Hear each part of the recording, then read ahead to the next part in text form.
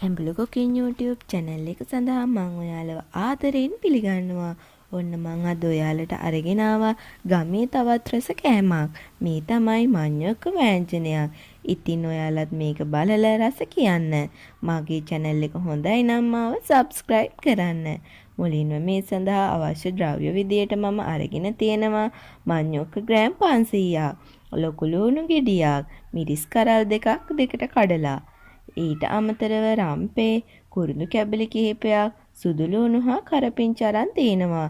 මිටිකිරි කෝප්පයක්, වතුර කෝප්පයක්, රසායනික ලුණු, මිරිස් කුඩු, අබ ඇට කිහිපයක්, ඒ වගේම කහ කුඩු හා අමුතුන පහ කුඩු අරගෙන තියෙනවා. අවශ්‍ය ප්‍රමාණයන් ඩිස්ක්‍රිප්ෂන් බොක්ස් එකේ මම එකතු කරලා තියෙනවා. මුලින්ම භාජනයක් අරගෙන ඒ සඳහා මගේ manchokka ටික එකතු කර ගන්නවා. මෙතනදී පොඩියට කපාගෙන තමයි manchokka අරන් තියෙන්නේ. ඉන්පසුව මිරිස් කුඩු 3-5 කුඩු කහ කුඩු එකතු කරගෙන මේට වතුර එකතු කර ගන්නවා. manchokka ටික වැහෙන ප්‍රමාණයට අනිවාර්යයෙන්ම වතුර එකතු කර ගන්න ඕනේ. එතකොට තමයි අවශ්‍ය විදියට තැම්බෙන්නේ. ඉන්පසුව මම ලුණු, මගේ කුරුළු කැබලි කිහිපය, රම්පේ කරපිංච ටික එකතු කරගෙන මේ හොඳින් කලවම් කර ගන්නවා. ඉතින් යාළුවනේ මේ 3-5 ටික හොඳින් කලවම් කරගෙන තමයි අපි මේක පිසගන්නේ. තවත් විශේෂම කාරණයක් තමයි යාළුවනේ manchokka උයද්දී වහල උයාගන්නේ නැහැ. manchokka හටේ අරගෙන තමයි අපි උයන්න ඕනේ. manchokka වල තියෙන විස නැති වෙන්න මෙහෙම කරනවා කියලා තමයි පැරණි කාලේ අය කියන්නේ. ඉතින් දැන් මේක විනාඩි 20ක් පමණ හොඳින් තැම්බෙන්න ඕනි. මේ මං මිටි කිරි නොදා ඇල් වතුරෙන් මේ manchokka ටික තඹ ගන්නේ. හොඳින් manchokka ටික තැම්බෙන්න ඕන නිසා. කිරි දාලා තඹ ගන්නවට වඩා වතුරෙන් තඹ ගනිද්දී ඉතා ඉක්මනින් manchokka ටික තඹ ගන්න පුළුවන්. ඉතින් මෙන්න මේ ආකාරයට තමයි විනාඩි 10කින් පමණ බලද්දී මගේ manchokka ටික තැම්බිලා තියෙන්නේ. හොඳින්ම තැම්බිලා නැහැ. ඉතින් දැන් මේකේ වතුර ටික හොඳින්ම හිඳිනකම් අපි මේ manchokka ටික තඹ ගන්න ඕනේ. manchokka ටික හොඳින් තැම්බුනාම තමයි රසවත් manchokka ව්‍යංජනයක් අපිට හදාගන්න පුළුවන් වෙන්නේ. මේ බලන්න දැන් අපේ manchokka ටික හොඳින් තැම්බිලා.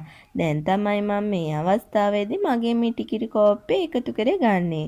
හොඳින් උකු මිටිකිරි කෝප්පයක් මේ සඳහා එකතු කරගත්තම රසවත්ම මේ manchokka ව්‍යංජනේ පිළියෙල කරගන්න පුළුවන්. ඉතින් යාළුවනේ අපේ manchokka ටිකේ ප්‍රමාණයටම අපි කිරි එකතු කරගන්න ඕනි.